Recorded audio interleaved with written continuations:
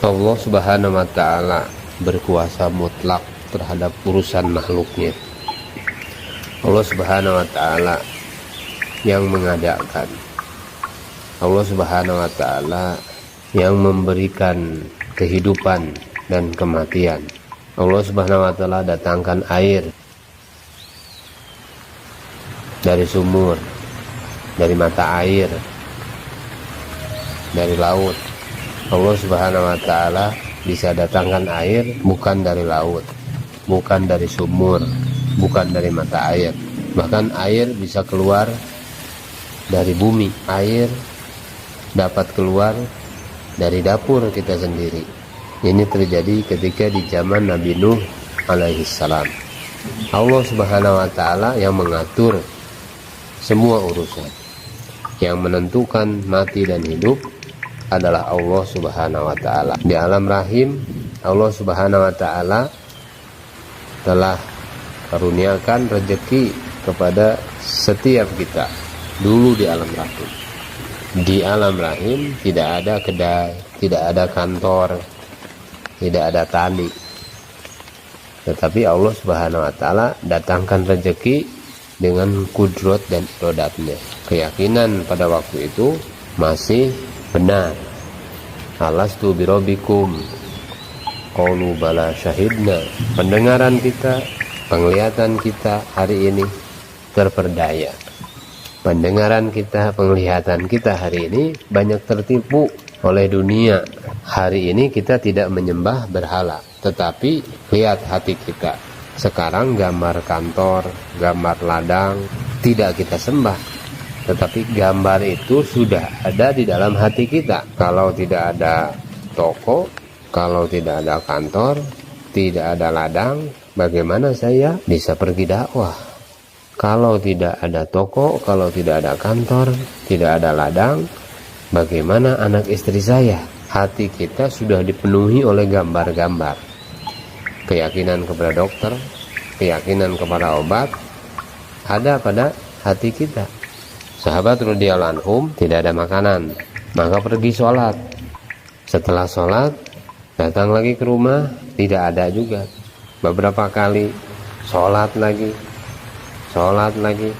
tidak pergi ke tetangga atau tidak pinjam ke tetangga.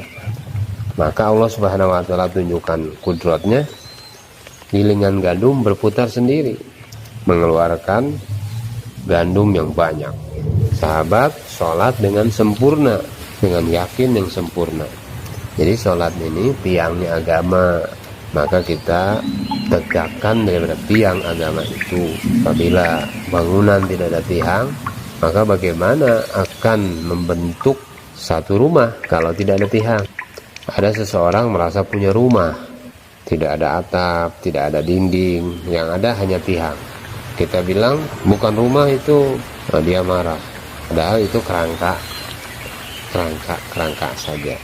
Hari ini menegakkan tiangnya saja kita tidak mampu. Bagaimana kita akan punya rumah? Dan sebagian daripada kita menyangka dengan punya tiang saja sudah sempurna agama dalam diri kita. Padahal itu baru tiang.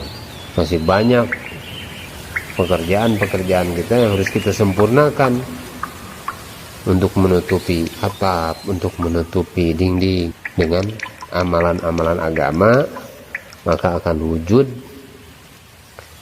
satu bangunan yang indah, yaitu sempurna agama dalam kehidupan kita. Di sirkus ada kuda, tapi bukan kuda sebenarnya, tidak ada ruh. Demikian pula amal-amal kita yang tidak ada ruh, maka seperti rumah kosong. Kalau rumah sudah dibentuk, tetapi alat-alat perlengkapan rumahnya tidak ada, nah berarti itu rumah kosong. Demikian pula kalau rumah kita sudah terbentuk, tapi amalan-amalan agamanya tidak wujud, maka tidak ada ruh di dalam agama itu. Ruh dalam agama itu adalah dakwah. Maka jemaah-jemaah bergerak bagaimana menarik orang kepada agama, supaya mereka menyempurnakan agama, menyempurnakan, kalau rumah tadi, menyempurnakan dindingnya, menyempurnakan tihangnya, menyempurnakan atapnya, dan menyempurnakan perkakas-perkakas yang ada di rumah tadi. Kalau kita dakwah, maka kita menyuruh orang kepada sholat, menyuruh orang kepada muamalah, muasyarat, kepada akhlak, kepada keyakinan yang benar, kepada ikhlas, supaya wujud amalan agama sempurna. Kalau sahabat radhiyallahu anhum, amalan-amalan agama itu dapat menarik, sehingga orang munafik pun tertarik kepada sholat berjamaah. Kita pun berusaha bagaimana menyampaikan agama, mengajak manusia kepada sholat, mengajak manusia kepada dzikir, mengajak manusia kepada ilmu, mengajak manusia kepada taat, mengajak ke manusia kepada akhlak. Kita datang sendiri, datang dengan iman sendiri, diantar pergi ke tempat di mana saya dikirim. Apa yang bisa dijawab dengan pertanyaan di akhirat nanti, sebab kita umat yang dihantar. Nanti datang pertanyaan Allah Subhanahu wa taala, mengapa kamu belum pergi? Kenapa kamu belum dihantar untuk menyampaikan agama? Kenapa kamu belum mau dihantar untuk menyampaikan amalan agama? Semoga rahmat Allah Subhanahu wa taala datang kepada kita, sehingga Allah Subhanahu wa taala memberikan kemudahan kita untuk pergi, dihantar ke seluruh alam untuk menyampaikan agama, untuk mengajak manusia taat kepada Allah Subhanahu wa taala. Ini rahmat Allah. Apabila rahmat Allah Subhanahu wa taala datang, apabila dimudahkan untuk ambil bagian di dalam usaha menegakkan agama, di dalam usaha menyampaikan agama. Rahmat Allah Subhanahu wa taala itu bukan punya toko, bukan kita punya perdagangan, tapi rahmat Allah apabila amalan agama datang. Keluarga Rasulullah SAW tidak ada makanan hanya korma saja, tidak ada minyak di rumah 2 bulan, tidak ada apa-apa. Kalau ada makanan yang enak-enak, ini bukan ciri rahmat. Rasulullah SAW ada 2 batu di perut, tetapi tidak risau memajukan perdagangan. Kerisauannya itu bukan untuk memajukan pertanian, bukan. Rasulullah SAW ada 2 batu di perut itu, kerisauannya itu bukan kerisauan makanan, kerisauan kepada majunya ekonomi, pertanian, perindustrian.